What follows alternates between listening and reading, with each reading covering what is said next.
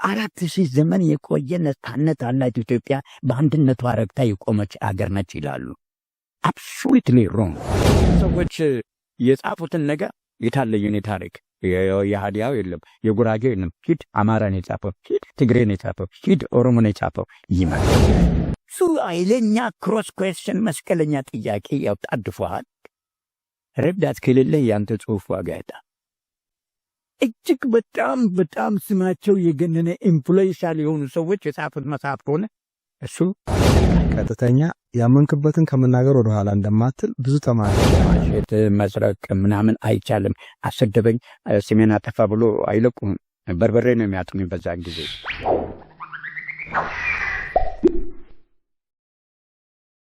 ውድ የዶት ዩቲዩብ ቻናል ቤተሰቦች እንደምናላችሁ። ዛሬ ትንሽ ክብር ሳይረፍድ በሚል ርዕስ ለረጅም ጊዜ የታሪክ መምህር ሆኖ ከሚያገለግለው ከመምህር ተፈራ ላቀው ጋር በእንግድነት ቀርበናል። ጋሽ ተፈራ እንኳን ደህና መጣህ። በቃለ መጠይቅ ፈቃደኛ ስለሆንክ በዶት ዩቲዩብ ቻናል ቤተሰቦች ስም ላመሰግን እወዳለሁ።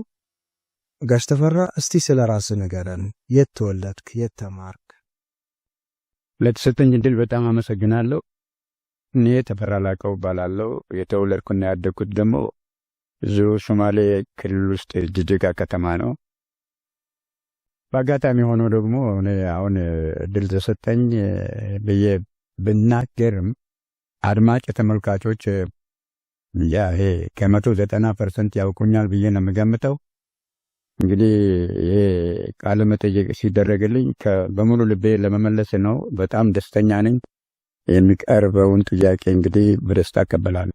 ጋሽ ተፈራ ወደ መምህርነት ሙያ እንዴት ገባህ? በህይወት ጥፋት ወይስ በፍላጎት? መምህርነት በእኔ ዕድሜ ደረጃ ያሉ ሰዎች ሁሉ ቢጠየቁ ተመሳሳይ መልስ ነው የሚኖር። ለምን እኔ መምህርነት የጀመርኩት ቀዳማዊ ኃይለ ሥላሴ ከስልጣን በወረዱበት ዓመት ነው።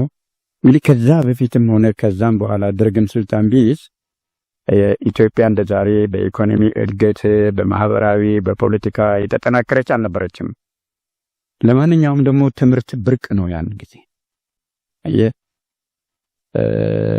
አንድ ዩኒቨርሲቲ ሁለት ዩኒቨርሲቲ ነው ያለው አለማያና አዲስ አበባ ዩኒቨርሲቲ። እዛ ለመግባት ደግሞ እንደ መንግስተ ሰማያት የሚቆጠርበት ነው። ያንን እድል አጥተን 12ኛ ክፍል እኔ ለምሳሌ በተፈተንኩበት ጊዜ 140 ተማሪዎች ነበር የተፈተን ነው። ድሬዳዋ ሃይ ስኩል ነው የተፈተንኩት። ታዲያ 5 አረቦች በጅጅጋ ከተማ የውጭ ዜጎች ስለሆኑ አለፉ ማትሪክን። ከኛ ደግሞ ከኢትዮጵያውያን 5 ልጆች በስንት በመከራ አለፉ። ከ142 ባርክ የቀረው በሙሉ ወደቀ ማለት ነው። በአጋጣሚ እኔም በጣም ነበር የምለፋው። አንድ 6 ትምህርት ፈትኜ 5ቱን አለፍኩ። ግን አንድ ትምህርት የወደቀ 0 ነው። በቃ በተለይ አማርኛና ሂሳብ እንግሊዝኛ አይገባም። እኔ አማርኛ 0 አመጣው። በዚህ የተነሳ ሳልገባ ቀረው። እንዲህ እያልኩኝ ቤተሰብ ላይ ሸክም ለመሆን ስላልፈለግኩኝ ምን ነበር የሚባለው ይሄ የሆነ ስም ያለው መምህርነት ይቀጠር ነበረ። ስሙን ረሳሁት እንጂ በ120 ብር ትቀጠራለህ 12ኛ ክፍል ከጨረስክ። ያችን 120 ብር እንግዲህ ትልቅ ገንዘብ ነው። ያን ለመድን፣ ገባን፣ ተቀጠርን። ገንዘብ ለመድንና በዛው ካልተንቀረ ማለት ነው። በእርግጥ ነው በአጋጣሚ ማትሪኩንም እንደምንም ደጋግሜ ተፈተኛ አልፌ ገብቼ ነበር ዩኒቨርሲቲን። ከዛ ረብሻው ሁሉ ጊዜ ረብሻው ስላሰለቸኝ በመምህርነት እንደዚሁ ቀረው ማለት ነው። ረዥም ዓመት እንዳገለግልክ ይታወቃል። ምን ያህል ዓመት አገለግልክ? ወል እንግዲህ እኔ ቢያንስ እስካሁን ድረስ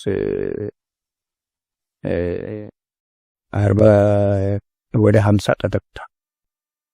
የረዥም ዓመት የማስተማር ሙያ እናትና ልጅ እንዳስተማርክ ይነገራል። እውነት ነው? ሊሆን ይችላል። እናትና ልጅም ብቻ ሳይሆን አባትና ልጅም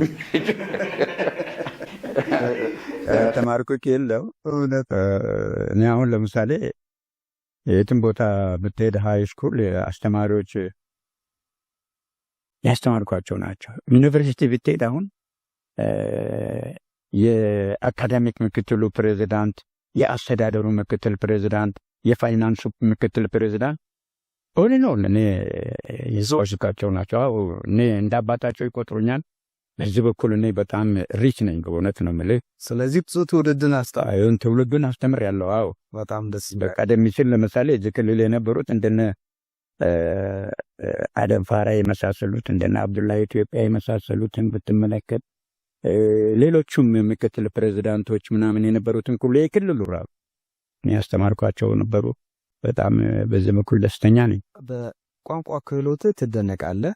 የሶማሌኛ ቋንቋን እስከነተረቱ እንደምትናገር ይታወቃል። ስንት ቋንቋዎችን ትናገራለህ? ሶማሌኛ፣ አማርኛ እናገራለሁ፣ እንግሊዝኛ እናገራለሁ፣ ኦሮምኛም መስማት እችላለሁ። እንደ ልቤ ባልዝናናበትም ትንሽ ሞክራለሁ።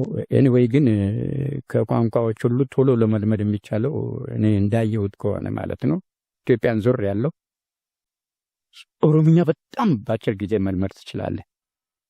በጣም ሶማሌኛ ከቋንቋዎች ሁሉ ከባድ እንግዲህ ውስጡ ገብተህ በየዕለቱ ካልሞከርከው ሶማሌኛን ይከብዳል። ምክንያቱም አንድ የሶማሌ ትላንትና የሰማኸው ቃል በሚከተለው ቀን ሌላ ትርጉም ይዞ ነው ሌላ ቃል ሆኖ ነው የምታገኘው። አየህ ትናንትና ፀሐይ ለምሳሌ ቢል ዳብል ነገ ጠዋት ደግሞ ቆራህ ይላል እና የተለያየ ቃል ይሰጡታል። በዚህ የተነሳ ይከብዳል ማለት ነው። እውነት ነው። ፈራ ግልጽ፣ ቀጥተኛ፣ ያመንክበትን ከመናገር ወደ ኋላ እንደማትል ብዙ ተማሪዎች ያውቃሉ። ይህን ባህሪህን ምን አይነት የህይወት መርህ ብትከተል ነው ያዳበርከው? በእኛ ጊዜ በፊውዳል ዘመን ውስጥ ነው ያደግነው። በዚህ በጉልተኛው ስርዓት ውስጥ ነው ያደግነው። ጉልተኛው ስርዓት ደግሞ ከብዙ ደካማ ጎኖች ቢኖሩትም ጠንካራ ጎኖች አሉት። ለምሳሌ ብንመለከት ልጅ ሲያጠፋ ዝም ብሎ አይመለከትም፣ ይቀጥ ሁልጊዜ እውነት እንድትናገር ነው የሚፈልጉት። በተለይ ፊውዳል ቤተሰብ ውስጥ ከሆንክ መዋሸት፣ መስረቅ ምናምን አይቻልም። አሰደበኝ፣ ስሜን አጠፋ ብሎ አይለቁም። በርበሬ ነው የሚያጥሙኝ በዛን ጊዜ። ስለዚህ ከዚህ የተነሳ መዋሸትም አልፈልግም። ሳስተምርም እውነት ነው የምልህ፣ እውነቱን ነው መናገር የምፈልገው። ይሄ ውሸት ተናግሮ ማሳመን አልፈልግም። ሳስተምር እውነቷን ደግሞም አልደብቅም። እኔ ለምሳሌ በማስተምርበት ሰዓት ብዙ ነገሮችን አሾሼት እያደረግኩ ነው የምናገረው፣ እያዛመርኩ ነው የምናገረው። ሴይ ፎር ኤግዛምፕል ሂስትሪ ሲማሩ አሜሪካን ዋር ኦፍ ኢንዲፔንደንስ ቢል ተማሪዎቹ ስለ አሜሪካ የነጻነት ተጋድሎ ምንድን ነው የሚጠቅማቸው? ከዚያ ውስጥ አንድ ፍሬ ነገር ማግኘት አለባቸው በሚል ነው ማስተምረው እንጂ እንጀራ ያበላቸዋል ብዬ አይደለም። ግን አንድ ማወቅ የሚገባቸው ነገር ይኖራል እዛ ውስጥ the value of independence የነጻነትን ቫልዩ፣ ዋጋውን፣ እሴቱን እንዲያውቁ ነው የምፈልገው። እንዴት አድርገው አሜሪካኖች እንደታገሉ ከዛ እንዲቀስሙ ነው የምፈልገው። እሺ ለዚህ ነው ማስተምራቸው። እና ውሸት በፍጹም ቦታ የለውም እኔ ጋር። ተማሪም ከዋሸ በጣም አለቀው። ጋሽ ተፈራ እስቲ ወደ ሙያ እንግባ። ታሪክ ማለት ምን ማለት ነው? ጥሩ ጥያቄ ይጠይቃል። ታሪክ ምን ይጠቅማል ካልከኝ በጣም ትልቅ ነገር ነው። ለምሳሌ አሁን እኛ ታሪካችንን አናውቅም። አሁን ታሪክ ባይኖር ኖሮ እቺ ጅጅጋ ያንተ አትሆንም ነበር፣ ኢትዮጵያም ያንተ አትሆንም ነበር፣ የሁላችንም አትሆንም ነበር። ታሪክ ነው ያቆየን። ታሪክ ማለት የህብረተሰብ አንድነት፣ የሀገር አንድነት፣ በማህበራዊ ኑሮ ውስጥ ያሳለፍነው ባህላችን፣ እሴታችን፣ ሁሉ ነገር ነው ታሪክ የምንለው። ታሪክ የሌለ ህዝብ የለህም። የተጻፈ ታሪክ አለው በሰሜን ኢትዮጵያ። አሁን የኢትዮጵያ ታሪክ በሚነሳበት ጊዜ ሰሜን ሰሜን ሰሜን ሰሜን ሰሜን ነው የሚል አያት ቅድመ አያቶቻችን ያቆዩት ለልጆች ምን ታስተምራለህ? ንግሥት ዘውዲቱ እኮ የኢትዮጵያ ንግሥት ነበሩ ብትል ማስረጃ። አጼ ቴዎድሮስ የኢትዮጵያ ንጉሥ ነበሩ ማስረጃ። ምኒልክ የኢትዮጵያ ንጉሥ ነበሩ ማስረጃ። ኃይለ ሥላሴ የኢትዮጵያ ይህን ስልጣኔ ያመጣው ንጉሥ ነግሰው ነበር። የት አለ ማስረጃ? ኤቪደንስ አቶ እነዚህ ሰዎች ኢትዮጵያን ለመግዛታቸው አጥፍተዋል። የኢትዮጵያን ሂስቶሪክ ሪሊክስ በሙሉ ጠፍቷል። በምን ማስረጃ ነው ልጆቻችን የምናስተምረው? ኢትዮጵያ አገራችንን እንትን ለማለት እኮ የታሪክ ቅርስ ያስፈልጋል። ከሌላ አገር አይደለችም፣ ይወስዱብሃል። ስለዚህ ያለ ማስረጃ ታሪክ አይሆንም። ታሪክ አይሆንም። መጠበቅ አለብን የታሪክ ቅርሶቻችንን ለልጆች። አሁን ጀርመኖችን ተመልከቱ። ሁለተኛ ዓለም ጦርነት ሁለት ተካፈሉ፣ ምስራቅ ምዕራብ ምናምን ነገር። ግንብ ረሻ አጠርና ከፋፈላቸው። ያ ግንብ በፈረሰበት ጊዜ ለምን ይፈርሳል ብሎ ነው የተናደዱት ጀርመኖች። ስለፈረሰ አልጠፈሩም። ግንብ በአሜሪካና በራሻ ስምምነት ቢፈርስም እያንዳንዱ ጀርመናዊ በርሊን የነበረው አንዳንድ ኩባያ የሚያህል ድንጋይ ቤቱ አስቀምጧል። ለልጆቹ ለማስተማር ታሪክ ነው። በጣም ገርም ነው። ተረዝ ደስ ይላል። እንዴ ታሪክ ቅርስ ከሌለ በምን በወሬ ነው እንዴ እናስተምረው? ታሪክ በወሬ ነው እንዴ ኢትዮጵያ ሀገራችንነት የምንለው?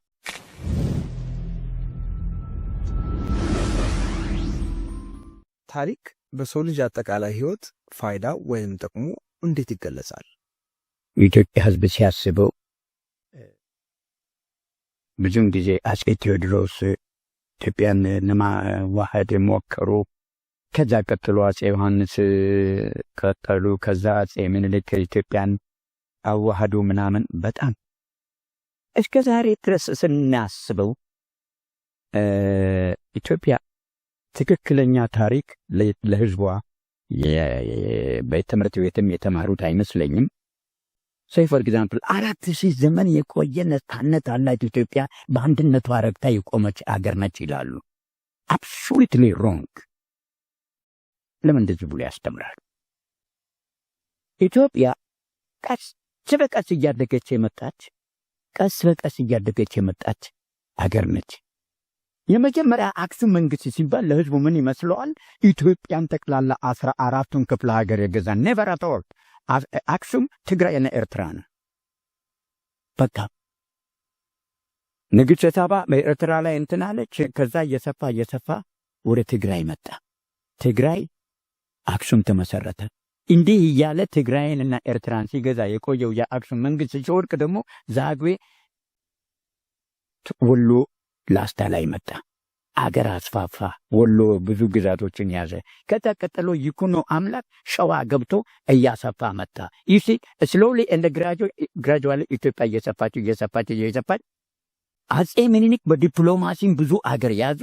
በጦር ኃይልም ደግሞ አልገዛም ያላቸውን ጠቅልለው ወደ እሳቸው አነክስ ያደረጉት። ቀጠሉና አስፋፉ።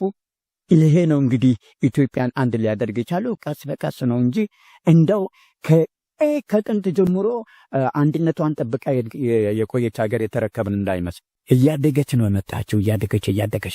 እያደገች ነው ውህደቷን፣ አንድነቷን፣ ቴሪቶሪያል ኢንቴግሪቲውን ጠብቃ እዚህ የደረሰችው ይቺ ሀገር እንጂ 4000 ዓመትን ተዋህዳ ምናምን የታሪክ ጭብጥ የለውም ይህ አባባል።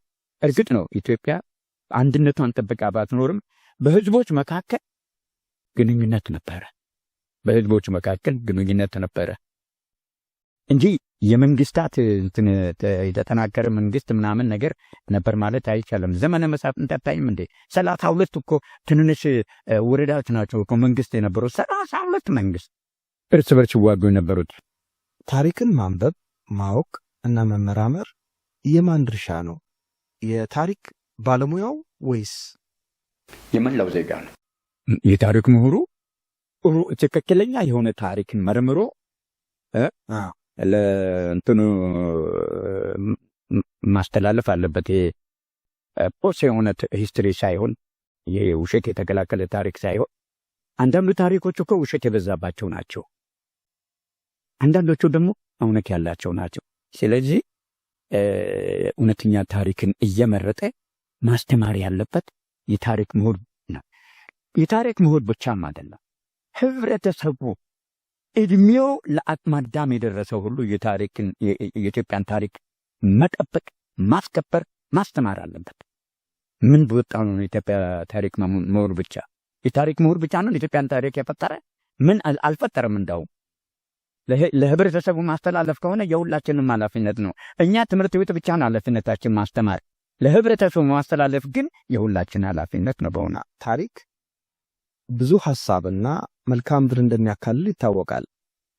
ለመሆኑ ከዚህ አንጻር የኢትዮጵያ ታሪክ የሚባል አለ?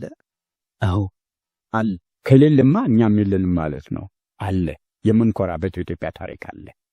ስለዚህ ሙሉ በሙሉ ግቡን የመታ ባይሆንም በጅምር የቀረን ይሁን ግቡን የመታም የኢትዮጵያ ታሪክ የምንለው አለን። እንደ ሌላ ቀርቶ ስንትና ስንት 100,000 ህዝብ የፈጀ ክርስቲያኑን እየጨፈጨፈ ቤተ ክርስቲያን እያጣጠለ ታሪክ ቅርስ እያጠፋ የሄደውን አህመድ ግራኝን እንኳን የኢትዮጵያ ታሪክ እኮ ብለን እኮ እናስተምራለን። ይህ ነው አህመድ ግራኝ በጣም የሚገርም ሰው ነው። የዳወሮ ሱልጣኔት፣ የሃዲያ ሱልጣኔት፣ ወድከናይሴ ባይለ ሱልጣኔት፣ ፈጠጋር ሱልጣኔት የሚባሉትን የሙስሊም መንግስታት ጂሃድ ብሎ ከጎኑ አሰልፎ የክርስቲያኑ መንግስት ደፍጥጦ አንዴ በአንጾኪያ አንዴ በዝቋላ አንዴ በአምባ ፈሪጥ አንዴ አሸንፎ ኢትዮጵያን እኮ ለመጀመሪያ ጊዜ እኮ ያዋሃደ ሰው ነው። ማን ዩናይትድ ኢትዮጵያ ፎር ዘ ፈርስት ታይም ኢትዮጵያን እንግዲህ አንድ ያደረገ ሲባል አህመድ ግራኝ ነው። ከዛ እሱ ከተሸነፈ በኋላ ደግሞ እንደገና ስፕሊት ሆነች ኢትዮጵያ፣ ተበታተነች፣ ትዝንት ሆነች። አየህ ኢትዮጵያ አንዴ ትመጣለች፣ ትዋሃዳለች፣ አንዴ ትበተናለች፣ አንዴ ትዋሃዳለች፣ አንዴ ትበተናለች። ዩሲ እንዲህ እያለች ነው እኮ። በጣም የምታስገርም ሀገር ነች። እንዴ በዛጉዌ ጊዜ አንድነቷን ጠብቃ ኖረ። ዛጉዌ ሲፈርስ ደግሞ ተበታተነች። እንደዚህ እያለች አሁን ድረስ አሁንም ያ ባህሩ ያለቀቃትም። አንዳንዱ ኤርትራም እኮ ሄደች እኮ ትግራይም ሊሄድ እኮ እያለች እኮ ነው። ደግሞ እንደገና ኃይለኛ መንግስት ሲመጣ እንደዛ ትዋሃዳለች። ደከም ሲል ደግሞ ብትንትን ትላለች። ይሄ አይነት ካራክተሪስቲክ አለ በሀገራችን። ስለዚህ ወይራም ታሪክ አለ። አንድ ወጣት የኢትዮጵያን ታሪክ በአግባቡ ለመረዳትና ለመገንዘብ ፍላጎት ቢኖረው እና ምርምር ማድረግ ቢፈልግ የትኞቹን መዛግብት እንዲመረምር ትመክራለህ? አንደኛ የመጀመሪያ የኢትዮጵያን ታሪክ እውነተኛ ታሪክ ለመማር ከተፈለገ አሁን በዓለምያ ዩኒቨርሲቲ እንኳን ያለ አይመስለኝም፣ ግን ጥሩ ትምህርት ይሰጣሉ ዓለምያ። አዲስ አበባ ዩኒቨርሲቲ በጣም የተጠናከረ ከአፍሪካ ሀገሮች ዩኒቨርሲቲዎች ጋር ሊወዳደር የሚችል ነው። እድሜው የገፋ ዩኒቨርሲቲ ነው። እዛ ውስጥ ብትሄድ ክሮኒክልስ አሉ። ለምሳሌ የነገስታትን ታሪክ የጻፉ ብዙ ክሮኒክለሮች አሉ። እነዛም በአዲስ አበባ ሚውዚየምን ብትሄድ ክሮኒክልስ አሉ። በዩኒቨርሲቲውም ውስጥ አለ። የመጀመሪያ እውነተኛ ታሪክ መማር ከተፈለግ ክሮኒክሎችን ማንበብ አለብህ። ሁለተኛ የቀድሞ ንግሥታት ኢትዮጵያን ያስተዳደሩት በህገ መንግስት ሳይሆን አዛታይም ዜር ኢዝ ኖ ኮንስቲቱሽን በምን ነበር ያስተዳደሩት? በፍትሐ ነገሥት ነው ያስተዳደሩት እኮ። ፍትሐ ነገሥት በዛን ጊዜ የነበረ ህገ መንግስት ነው። ይሁን እነዚያ ፍትሐ ነገሥት እንትን ያሉ ራሳቸው እኮ የጻፉት እኮ ነው። ከህገ መንግስት ጋር ሲሚላር ነው። ፍትሐ ነገሥት የሲቪል ኮድ የሚሉት ነው። የሀብት የንብረት የምናምን። ኢትዮጵያ ደግሞ ብዙ ጊዜ ፍርድ ቤት ብትሄድ የመሬት የሀብት የገንዘብ የውርስ የምናምን ነገር ነው ጭቅጭቁ። ወንጀል እንኳን ትንሽ ነው። ያ ፍትሐ ነገሥት ብዙ ጊዜ የሀብት የንብረት ነው። እንዴት አድርገው ህዝብን የሚያስተዳድሩበት ራሳቸው እንደ ህገ መንግስት ከርጸው ጽፈው ያዘጋጁት ነው። ያ በጣም ኢትዮጵያ ታሪክን ይገልጻል። እያንዳንዱ ንጉሥ እንዴት እንዳስተዳደረ እውነተኛ ታሪክ ነው።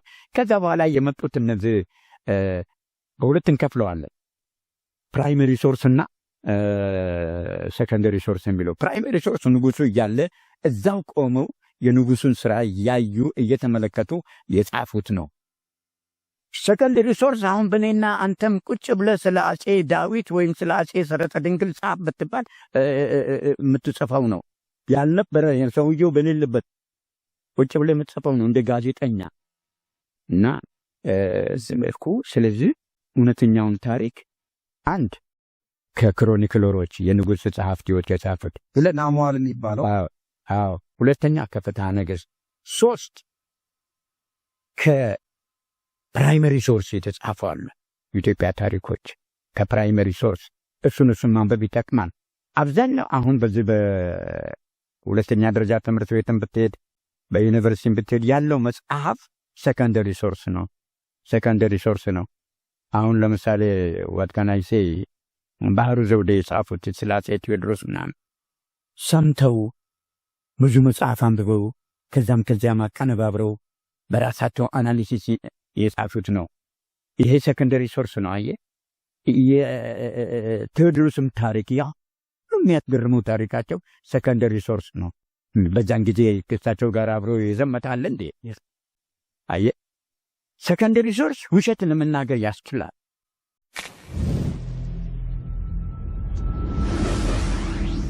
በታሪክ ዙሪያ እንዳለን ምልከታ ልዩነት ሁሉ አንዳንድ ሰዎች የውጭ ሀገር ጸሐፊዎች ያዘጋጁትን መዛግብት ቢነበብ ይሻላል ብለው ይመክራሉ። አንዳንዶቹ ደግሞ የለም የሀገር ውስጥ ጸሐፍት ያዘጋጁትን መዛግብት ማንበብ ይሻላል የሚል አስተያየት ይሰጣሉ። አንተ ያለህ አስተያየት ምንድን ነው? አንድ ሰው ሴይ ፎር ኤግዛምፕል የካንሰር በሽታ ያለበት ከሆነ በጣም ይጨነቃል። ስለዚህ ከእንግሊዝ ሀገር የመጣ መድኃኒት ነው፣ ፍቱን መድኃኒት ነው፣ ምናምን ኤፌክቲቭ ነው ካሉት ያ በሽተኛ ይወስዳል። የመዳን ፍላጎት ስላለው የመድኃኒቱ ተያዘናለሁ። ከጀርመን ነው የመጣው ደግሞ እሱንም ይወስዳል። የማይሞክረው ነገር የለም። ላይክ ዛት የመጀመሪያ የኢትዮጵያ ዘመናዊ ታሪክ የጻፈው ጆል ሩዶልፍ እዚህ ጀርመናዊ ነው። እሱም ደግሞ የጻፈው አንድ ኢትዮጵያዊ መነኩሴ ጀርመን ሀገር ሄደው ሲኖሩ እንደ ጠዋት ማታ ሲነግሩት በእጁ እየጻፈ አቀነባበርና ኢትዮጵያ ታሪክ ብሎ ጻፈ። ዘመናዊ ታሪክ ከዛ ነው የጀመረው ኢትዮጵያ በጆል ሩዶልፍ። ኤኒዌይ ፕራይመሪ ሶርስን የሚያንብቡ፣ ሰከንደሪ ሶርስን የሚያንብቡ፣ የሀገር ውስጥን የሚያንብቡ፣ የውጭውንም ያንብቡ። ሁሉንም አንብበው ሞክረው ትክክለኛውን የኢትዮጵያን ታሪክ ይደርሱበታል በማመሳከር እንጂ የክሌ መጽሐፍ ብቻ ትክክል ነው ማለት ወንጀል ነው። በታሪክ የሙያ ዘርፍ ላይ ያሉ ችግሮችን አርሞና አስተካክሎ ለትውልድ በሚመኩ በእውነተኛና ሳይንሳዊ መረጃና ማስረጃ ላይ የተመሰረተ ሰነድ ለማዘጋጀት ምን መደረግ አለበት ብለህ ትመክራለህ? የኢትዮጵያ ታሪክ ጥናት ኢንስቲትዩት ኦፍ ኢትዮጵያን ስተዲስ ሚል አለ። እዛ ውስጥ ኦሮሞ አለ፣ እዛ ውስጥ አማራ አለ፣ እዛ ውስጥ ከምባት አለ፣ እዛ ውስጥ ወላይታ አለ፣ እዛ ውስጥ ትግሬ አለ። እነዚህ የተለያዩ ዳይቨርሲፋይድ የሆኑ ናሽናሊቲዎች ምሁራን አሉ። አሁን አንድ ለምሳሌ እንትን ብልህ የሶማሌን ታሪክ አንተ ጽፈህ እዛ ብታቀርብ እርግጠኛ ነኝ በብዙ ኃይለኛ ክሮስ ኩዌስችን መስቀለኛ ጥያቄ ያጣድፈዋል። ረዳት ከሌለህ ያንተ ጽሑፍ ዋጋ ያጣል። እጅግ በጣም ስማቸው የገነነ ኢንፍሉዌንሻል የሆኑ ሰዎች የጻፉት መጽሐፍ ከሆነ እሱ ይጸድቃል። አለበለዚያ 30 ፕሮፌሰር ዶክተሬት ዲግሪ ኖሮ ድጋፍ ከሌለ እዛ አያሳልፉልህም። በዚህ የተነሳ ነው እንግዲህ ጭቅጭቅ ስላለ፣ አለመስማማት ስላለ፣ መናናቅ ስላለ ይሄ ምንድነው እሱ ፈረንጆቹ የሚሉት ሾው ዳውን ይላሉ። መፈታተሽ። አንድ ጉልበት ያለውና ሁለት ጉልበት ያላቸው ሰዎች ምን ያደርጋሉ? ይፈታተሻሉ። እንደ ቦክስ ግጥሚያ። ይሄ ሾው ዳውን ነው የሚባለው። ልክ እንደዚያ እዚያ ምሁራኖች ተሰብስበው አንዱ የሌላውን ዕውቀት ይፈታተናል። በዚህ የተነሳ ብዙ ታሪክ መጽሐፍ ላይ ጻፍ ችሏል። አሁንም ያ ጭቅጭቅ እንዳለ ነው። ማስተካከያው ምን መሆን አለበት? ማስተካከያው እንግዲህ እንደኔ ከሆነ አንድ ጊዜ እንትና ማነው አንዳንድ ጥሩ ጅምሮች ጀምሮ ነበረ ፕሬዝዳንት መንግስቱ ኃይለማርያም። እንደውም ጠንካራ ጎኑን ደግሞ ማድነቅ አለብኝ። ምንድን ያደረገው አንድ ጠንካራ ጎን ብሔረሰቦች የተውጣጡ ተወካዮች አዲስ አበባ አመጣና ስለ ኢትዮጵያ ብሔረሰቦች በጠቅላላ እንዲያጠኑ አደረገ። የብሔረሰብ ጥናት ኢንስቲትዩት ይባላል። አዎ አስታወስከኝ። ቀላል ነገር እንዳይመስልሽ። ዛሬ በዩኒቨርሲቲ አታገኘውም። እሱ የተጻፈው ምሁራን ነበሩ ደግሞ እዛ ውስጥ የነበሩት ምርጥ ምሁራን።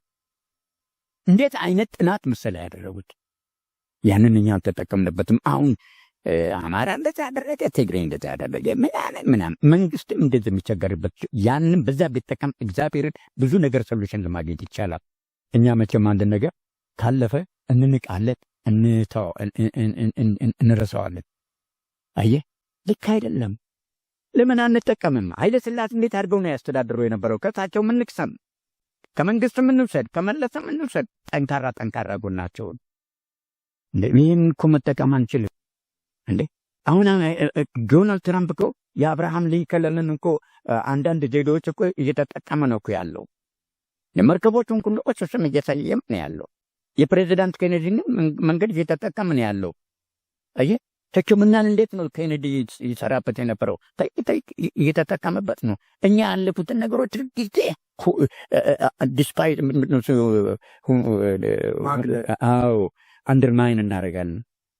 ስለዚህ ተቋም ያስፈልጋል። በተቋም ውስጥ ደግሞ ከሁሉም ጥሩ ነገሮችን መጠቀም ጊዜ እኛ ፕሮፌሰር ዶክተር ብቻ ነው ሰው የሚል አይደለም። ያለፉት እኮ ከአድዋ ጦርነት ከማይጨው ጦርነት የሁሉ ታሪክ የተሸከሙ የሀገር ሽማግሌዎች አሉ። ተንቀሳቃሽ ታሪክ ናቸው የሀገር ሽማግሌዎች። ከነሱ ለምን አንማርም? ሀገር ካቆዩት ዩኒቨርሲቲ መምህራን እኮ እንዳይመስሉ ከሀገር ሽማግሌዎች እኮ እየተጠቀሙ መጽሐፍ ጽፈዋል። አሁንም እየጻፉ ነው ነው። ስለዚህ እነዚያም ብሔረሰቦች ያካተተ ተቋም ቢቋቋም ምሁራን ደግሞ እዛ ውስጥ ከፍተኛ ሚና ይጫወታሉ። በምሁራን መሪነት ሁሉንም ብሔረሰቦች አካቶ ቢጻፍ ይስማማሉ። አለበለዚያ 2-3 ሰዎች የጻፉትን ነገር የታለየን ታሪክ የሃዲያው የለም፣ የጉራጌው የለም፣ ሂድ አማራን የጻፈው፣ ሂድ ትግሬን የጻፈው፣ ሂድ ኦሮሞን የጻፈው ይመጣል። በዚህ ዘመን የመገናኛ ብዙሃንም ሆነ የማህበራዊ ሚዲያ ማሰራጫዎች ማስረጃና መረጃ የሌላቸውን ሐሳቦች ያለገደብ ሸራሽሩ ወይም ሲያዘዋውሩ ይታያል። በዚህ ሂደት ላይ ግን የታሪክ ባለሙያዎች ምሁራን በዝምታ ነገሩን ሲመለከቱት እንታዘባለን። እንደ አንድ ባለሙያ ምን መደረግ አለበት ብለህ ትመክራለህ? ብዙውን ጊዜ እነዚህ የታሪክ ምሁራን አትፍረድባቸው። ለምሳሌ በኮሌጅ በዩኒቨርሲቲ ደረጃ የሚታሰሩ፣ የሚከረፉ፣ የሚሰደዱ፣ የሚሰቃዩ የፖለቲካ መምህራንና የታሪክ መምህራን ናቸው። አየህ አንድ ሰው የታሪክ መምህር ከሆነ ውስጡ የሚነዝረው ነገር አለ። የሚያምንበት ታሪክ ከሆነ ያቺ ስትበላሽ በጣም ነው የሚያቃጥለው። አየህ ያቺ ስትበላሽ ነው የሚያቃጥለው። ሰብአዊ መብት ለምሳሌ የሚል ታሪክ ተምሯል። የሰብአዊ መብት ሲረገጥ እያየ ዝም አይልም። መንፈሱ ምንም እሻይሎ ያሳብደዋል። የሙያ ታማኝነት። አዎ እና እቺ የታሪክ መምህራን በዚህ ነገር ቀላል ሚና አይደለም የሚጫወቱት። እውነት መናገር ይፈልጋሉ፣ መደበቅ አይፈልጉም። በዚህ የተነሳ በአስተዳዳሪዎች፣ በዲሬክተሮቻቸው፣ በዩኒቨርሲቲ ፕሬዚዳንቶቻቸው፣ በአካባቢው ህዝብም ሆነ በመንግስት ይጠጠሉ ሊሆኑ ይችላሉ። እውነት በመናገራቸው ነው። ታሪክ መምህራን እውነት በመናገራቸው የተጣሉ ናቸው። በተማሪዎች ዘንድ ግን ይወደዱ ይችላሉ። አየህ እኔ አሁን ለምሳሌ እንደው ይቅርታ ስም በመጥቀሴ አንድ ቀላል ነገር ብነግርህ ጥሩ ነገር በማስተማር የጡረታ ጊዜያቸውም አልፎ እስካሁን ድረስ በዩኒቨርሲቲ የሚቆዩ አሉ። በጣም ጎበዞች።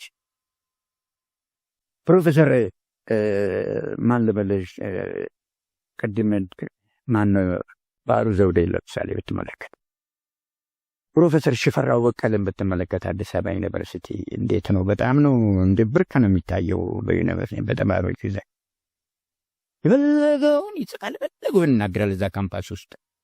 እሺ አነሳሰርሊ ሊታሰሩ ይችላሉ፣ ሊገደሉ ይችላሉ። ብዙዎቹ የታሪክ መምህራን ተብተው የሄዱም አሉ፣ የሞቱም አሉ። እሺ እንደዛ ነው። አንዳንዶቹ ደግሞ ታሪክን ዲስቶርት የሚያደርጉ እንትን የሚሉ እንደነዚህ አይነት ደግሞ መወገዝ የሚገባቸው ሰዎች አሉ። ለምና ይሄ ጥሩ አይደለም። ታሪክ ያልተጻፈላቸው ብሔረሰቦች ሊኖሩ ይችላሉ፣ የተጻፈላቸው ደግሞ ሊኖሩ ይችላሉ። በሰሜን ኢትዮጵያ የትግሬ ታሪክ ለምሳሌ የንግሥት ሳባ ታሪክ ምናምን፣ የአክሱም ታሪክ ምናምን ምትለው አለ። የአገው ታሪክ ደግሞ የዛጉዌ ምትለው አለ። የአማራ ታሪክ ደግሞ የነይኩኖ አምላክ የአፄ ዘርዓ ያዕቆብ ምናምን ነገር የምትለው አለ፣ የአፄ ቴዎድሮስ እንደዚህ። ነገር ግን የኦሮሞ ታሪክ ደግሞ ለመጀመሪያ ጊዜ ማነው አሁን ፕሮፌሰር ሆኗል መሰለኝ መሐመድ ሐሰን እሳቸው የጻፉት ነው። በብዙ ሙከራ ተቀባይነት አግኝቶ ዩኒቨርሲቲ ትምህርት መማሪያ እንትን ብሏል፣ ቴክስት ቡክ ሆኗል። ግን ሌላ መጽሐፍ ደግሞ ማመሳከሪያ የለም። የኦሮሞ እሱ ብቻ ነው ያለው። በተለይ ሌላው ብሔረሰብ እንደ ሶማሌ ምናምን ነገር አልጠየቀኝ፣ አልተጻፈም። የኢትዮጵያ ታሪክ ገና ብዙ መጻፍ ያለበት ነው። ዳዴ እያለ ነው አሁን። በእውነቴ ነው የምልህ፣ የት አለ የተጻፈ ታሪክ?